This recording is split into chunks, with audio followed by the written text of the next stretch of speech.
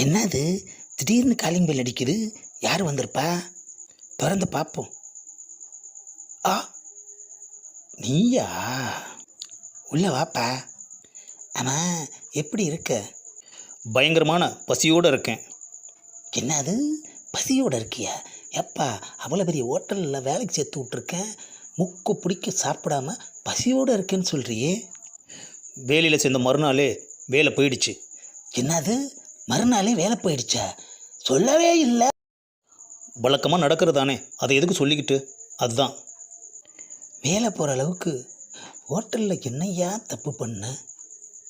பசியோடு வந்திருக்கேன், என்னை நிற்க வச்சு கேள்வி கேட்டுட்ருக்கே, இது உனக்கே நல்லா இருக்கா? சரிப்பா, வா சாப்பிடு. அப்பாடா, சாப்பிட்டு முடிச்சிட்டியா? திருப்தியாக சாப்பிட்டேன்.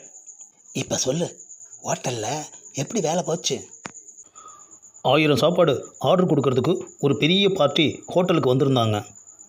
ஏப்பா, எவ்வளோ பெரிய விஷயம். அந்த பார்ட்டி என்கிட்ட உங்கள் ஹோட்டலில் என்னென்ன ஐட்டம் இருக்குன்னு சொல்லி கேட்டார். பட்டுன்னு சொல்லியிருக்க வேண்டியதானே? எல்லா ஐட்டத்தையும் ஒன்று விடாமல் அவர்கிட்ட நான் சொன்னேன். அப்புறம் என்னய்யா, 1000 சாப்பாடு அழகாக சேல்ஸ் ஆகிருக்குமே, அதுக்கே ஒன்று வேலையை விட்டு விரட்டுறாங்க. எல்லாத்தையும் பயங்கரமாக பில்டப் பண்ணி சொல்லிவிட்டு கடைசியாக எங்கள் ஹோட்டல் சாப்பாடு செம்ம டேஸ்ட்டுன்னு சொல்கிறதுக்கு பதிலாக வேஸ்ட்டுன்னு சொல்லிட்டேன்.